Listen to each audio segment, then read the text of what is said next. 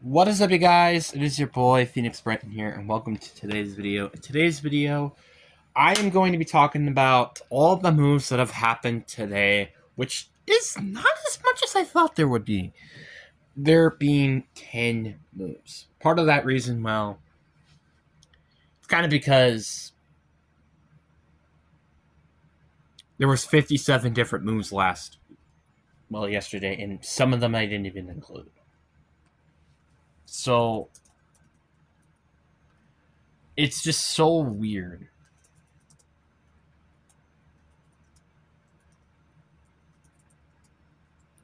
I'm sorry, I want to look up something.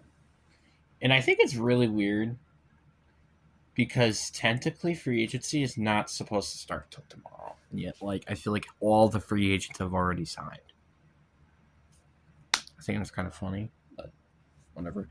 But before we get in today's video, like and subscribe. You're on the road to getting to 1,000 subscribers, hopefully by the end of the year. I said hopefully, and also 700 very soon. But anyways, enough said. Let's get into the video. It's starting off. We have Greg Newsome, who, funny enough, got traded to the Jaguars, then got traded or got released. Well, not released. He was a free agent, and now signed a 1-year, $10 million with the New York Giants. The fact he switched 3 teams over the past year is insane. Kind of depressing. He's not a bad corner, by the way. He's not terrible. It's just, he just keeps getting dealt, and it's kind of unfortunate. But 1-year prove-it deal. I think it's a very fair for New York, which a team that could definitely use some secondary help. So honestly, I'll give you a solid B. And the Packers, known for releases apparently this offseason, because we've released another player. That means Nate Hobbs. I'm just beyond speechless with how much players we have released so far this season. You had Gary, but then he got traded. Jenkins, who just signed, funny enough. And finally, Nate Hobbs. And I'm kind of happy about this one. This is the least one I was expecting. I was more shocked about this one than any of the other ones. Because, again, you kind of did just sign him. But to be fair, you're only paying him $12 million here. So it's not the end of the world. Then you have Dawson Knox signing a 3-year deal with the Buffalo Bills, so he's back. We don't know exactly what he's signed specifically, but regardless, he did sign a 3-year deal with Buffalo, which I think is a solid, death piece move. Then you got Quincy Williams, the former New York Jet, signing a 2-year, $13 million with the Broncos. And I think this is a very solid move for New York, or not New York, Denver, my bad, who obviously released Derek Greenlaw, so he arguably probably is one of the best free agents right now. And I think this is not a bad replacement of that. So I will give a solid A+. You're not paying him that much. It's not that bad. I think this is a very solid deal. Then probably the biggest thing that happened during the offseason, we had Romeo Doubs signing a 4-year, $70 million contract extension to the New England Patriots. This is a way bigger of a deal than I thought it was going to be. To literally be honest with you, I thought this was going to be... I thought he was going to sign something like 4-year, $60 million. I wasn't expecting him to sign a 4-year, $70 million contract. That is insane. I think that's a lot of money for someone who is not that good. He's not terrible, right? I think he's a decent receiver, but you're paying him as much as Darnell Robertson almost, and I would much rather have Darnell Robertson over Romeo Doubs. And it would be easier if Darnell Robertson was 5'11" and not 5'9". But I will give it a D. It does fix a need, but man, that was a lot of money. Then Geno Smith got dealt to the New York Jets, which, once again, this was another move where we thought he was released, but nope, he got traded. And he got traded for 2026 7th. honestly, this is an A plus for both sides here. Actually, I take that back for the Jets. But the Raiders, it's an A plus because again, you were already going to release Geno Smith. It's kind of what was going to happen there. The Jets, I give a C, and the reason why I do is because this could potentially be your bridge quarterback for 2026, but my problem is you could have just had him released and signed him anyways. So why would you do that? That's just my personal opinion. So that's why. But once again, Jets making bad moves is kind of their thing. So what else do I have to say? Then we got Braden Smith, the former Colts offensive tackle, signing a 2-year, $20 million with the division rival Houston Texans. This is a really, really good move. I am kind of surprised. I want to look at the Texans' free agency. I'm pretty sure this is their first offensive lineman they have signed this year. I'm not kidding when I say this. I'm pretty positive this is the first time they've signed an offensive lineman this entire offseason. And looking at this list, that is correct. I don't know how that is the case, but it is. And it's so weird to me because they've only signed like Reed Blankenship. Well, according to ESPN at least. I only looked a bit, but Braden Smith, Reed Blankenship, and Dominique Robertson. So there's that. And yeah, I could cover about that, but it's basically a death piece with him. Then you had Nahon Wright, I believe. Let me look at this if I'm pronouncing that correctly.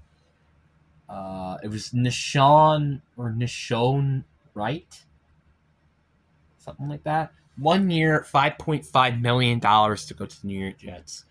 This is another corner I really wish Green Bay went and signed, which unfortunately they didn't. And I'm kind of upset by it because, yeah, I know they signed Benjamin St. Justice earlier today, but this could have been another really good corner that could have contended in this quarterback room, which would be nice because we just released Nate Hobbs, and I don't really like Keyshawn Nixon. I don't really like Carrington Valentine.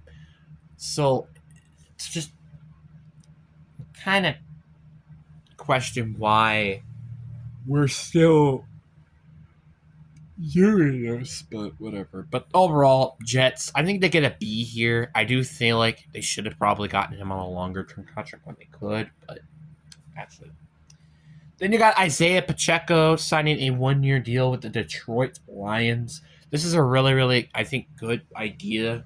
One, just to have him on a short-term contract.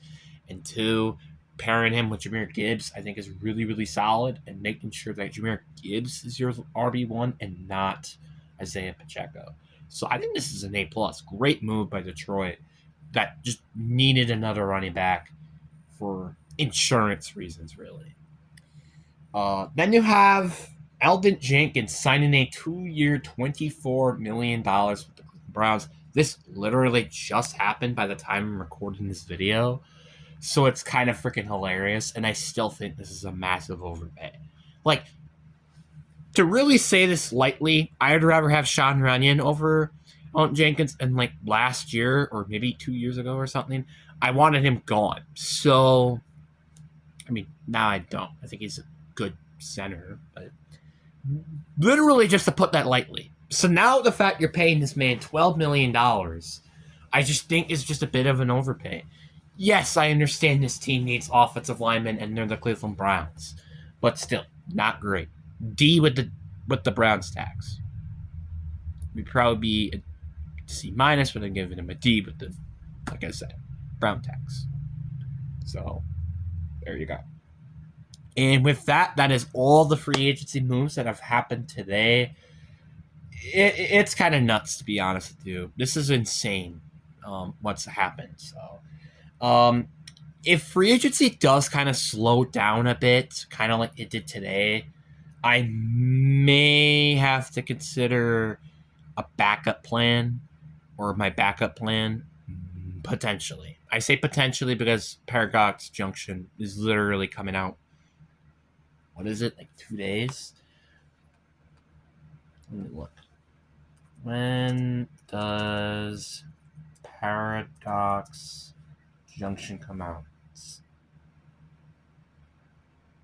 It is supposed to come out tomorrow. I actually didn't know it was supposed to come out tomorrow.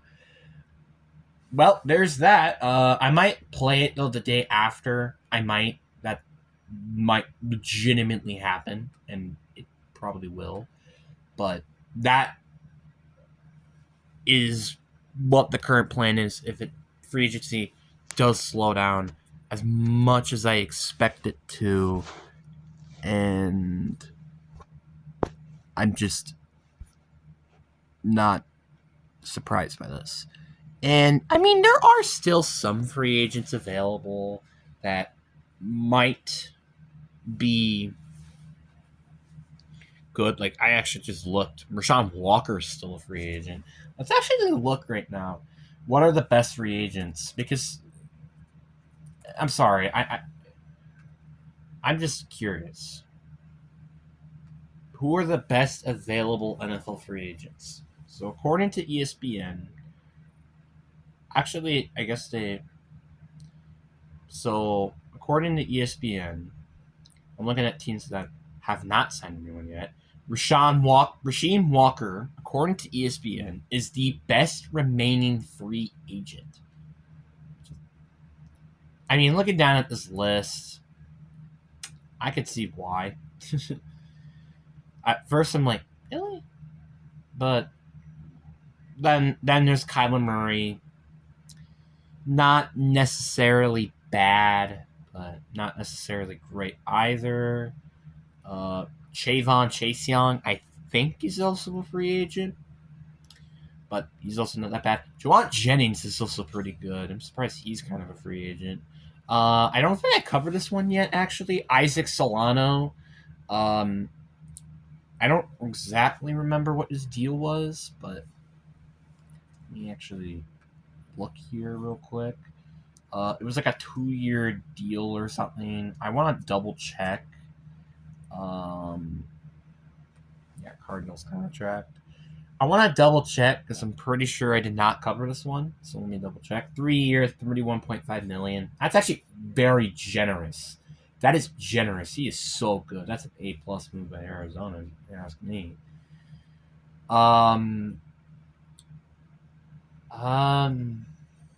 Taylor Decker is a free agent, I think. Oh, wait, no, I think he resigned. Or maybe he didn't. I don't know. Diggs is apparently. Oh, yeah, Diggs is a free agent. And he still hasn't signed with the team, which is genuinely surprising.